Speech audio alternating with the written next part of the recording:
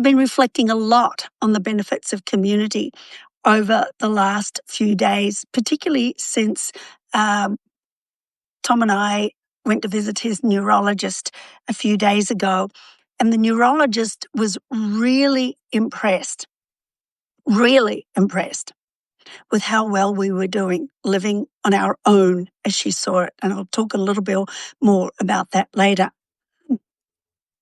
I've lived in community most of my adult life. When I left Australia at the age of 25, moved to New Zealand, went into general practice there, I lived with different families. It was the height of the 70s community movement.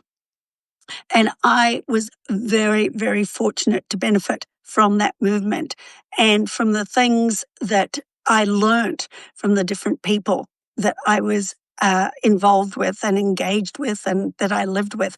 Not just the community of people I lived with, but community of people that were friends, community of people that were at the church that I went to, community of friends and associates that some of whom have stayed with me all through my life. And it's just a wonderful, wonderful feeling.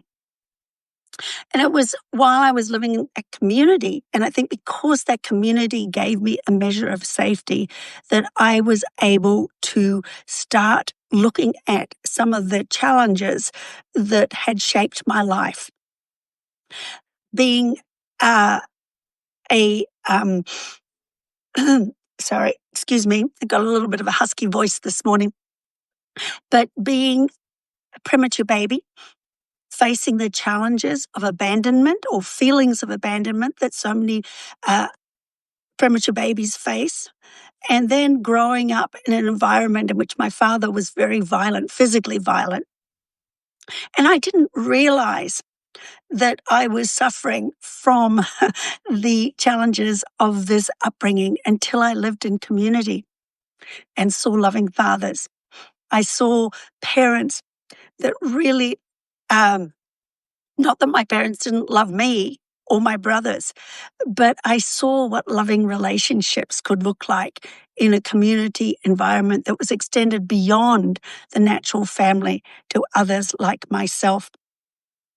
And then, of course, I moved to Mercy Ships in the Anastasis, lived in this amazing community of around 400 people, sometimes from as many as 15 different nations. Talk about community with its challenges. And I used to tell people that I felt that I could tell you everything good and everything bad about living in community. And I can tell you that there are downsides to it. Obviously, there are conflicts. Obviously, we don't always get along.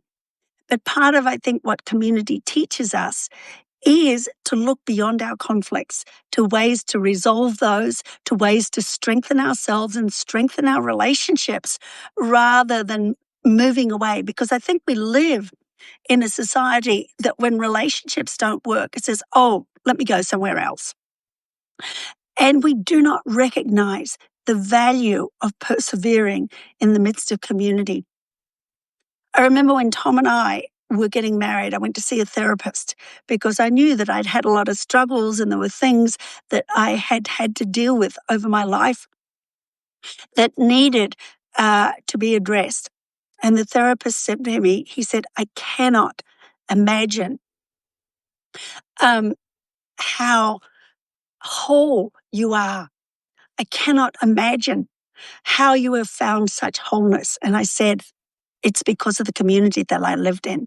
I developed friendships during that time that helped me face the issues because they gave me a sense of comfort, of safety, of strength that I didn't have within myself. And I think that's one of the reasons that we so need community, because even though every community that we will ever be a part of is going to be an imperfect community, and it will never give us perfect relationships, which unfortunately is something that people look for in community. It still gives us something that enables us to find healing And so it was in that environment on board the Anastasis in the 12 years that I was involved with that ministry that I found a huge measure of healing. And over the years since Tom and I have been married and we have been involved in community here in Seattle in our house, I know I've talked about this before, but we have a big house that's divided into 3 apartments. And so at the moment, we have a couple living upstairs. We have 2 sisters living in our basement apartment. We get together once a week and at other times too. And the security of that is huge. Somebody just made a comment that idealism can sometimes hinder community, and I agree. I think often the people who are the most damaged come into a community with the greatest idealism, and they think, oh, it's going to be perfect. This is the place that it won't matter that I'm not whole because everybody else is going to be whole, and that is going to give me the wholeness that I need. And of course, it doesn't work like that. You know, together we struggle. Together we struggle to find the wholeness that we crave for ourselves and hopefully that we crave for others as well. And I think it's together that we move towards that wholeness. Now, of course, we don't have to live together like we do in order to have community. In fact, some of the strongest senses of community that we have at the moment are with people that don't live with us. Friends who have been friends for some of them, it seems like forever. As Tom's memory started to deteriorate, I was told by my physician, she said, there is nothing better that you can do than to establish strong social networks. And even though I already had strong social networks, many of those were in other parts of the country and sometimes in other parts of the world.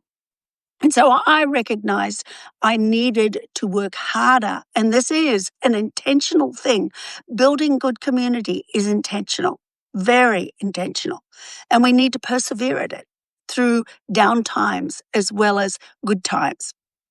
And building those strong community bonds with people that I get together with regularly, that Tom gets together with regularly, that we get together with together regularly has been fantastic.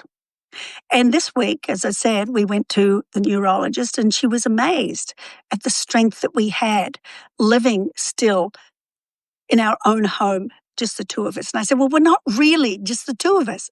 And I told her about some of the social networks we have, not just in the house, but also with friends, with family who, even though they are a distance away, Tom's are on the East Coast, mine, of course, are in Australia, there is a strength there that has really helped both of us be sustained during this challenging time. And so, you know, I can't say this enough at the moment to people as I've recognized again how incredibly important community is. How much we need to intentionally work towards developing that strength of community. I encourage everybody to work deliberately to encourage a strong community around them. As I said, you don't need to live with people. That's one form of community. You might live adjacent to each other. That's another form of community. Or you might have community that you get together with once a week at church. Though going to a church meeting doesn't necessarily create community. Hanging around and talking afterwards can help. But I think the more we get together, and the more we get together in our own spaces together, the better. The people that we have the strongest sense of community with are people who have come to our home many times over the years, who have accepted us, our hospitality, and have extended hospitality to us as well. And it's a two-way thing. You know, I think that's been the strength of the healing that I've found in my life.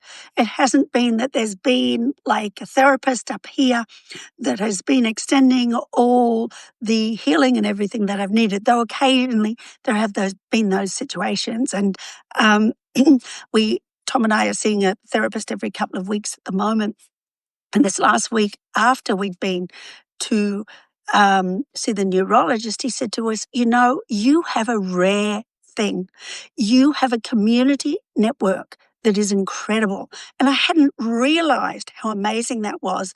And so that's what I've been thinking about. I thought, wow, what makes this relationship that we have with community literally all over the world so special? And I thought intentionality, perseverance through challenging times, and a recognition that God really intends for us to live in community. Christianity is not about being on our own. Christianity is not about what happens to me as an individual. Christianity is about how we function as a community of people that are close and as a community of people who are far away. But as I said, it really does need to be intentional. And several years ago now, I wrote a liturgy for living in community, or a prayer, or I don't know, a poem, or whatever you want to call it for living in community, that I've kind of worked on over the years, changed it, added to it. But I just wanted to finish with reading that out because it's been a very important kind of community anchor for me over this time. God of all life. Oh, I should just mention, because God comes to us in community. That's the crux of it. That is the center of it. God comes in community and invites us into community with God's self. Wow. I mean, when you think of it, that is the most incredible, not just attribute for community, but it is the most incredible reason that we should all be involved in community. And I almost forgot to say it. I'm sorry about that. God of all life, you come, the 3 in 1 and 1 in 3 in perfect relationship. As community, you come, creator, redeemer, enabler, offering us community together with you. You come. That together we might grow spiritually and become mature in Jesus Christ. We need your community to keep us accountable to your call, for we are called to serve one another and to protect and care for all of your creation. We need your community to equip and develop the gifts you give us so that we can build one another up. We need your community for prayer and encouragement, for fellowship and festivity, for worship of you. We need your community to witness to God's all-inclusive love that loves across race and gender, class and generation, across all of the cosmos and its created life. We need your community, for only in community together are we made whole, all together or not at all. And that really is the heart of the message that I want to give to you, and the reasons that I love living in community after I've been doing it for 50 years. Thank you for listening. If you have any more questions, please don't be afraid to email me, question me, leave comments here. But I do pray that you too will find the richness of being part of community, recognizing that because none of us are perfect, the relationships in community won't be perfect either. Sometimes we'll have conflicts, and there are different ways of dealing with those. And we do need to face those conflicts and try and work through them. So blessings on you today. Have a wonderful weekend. And I'll see you again next week.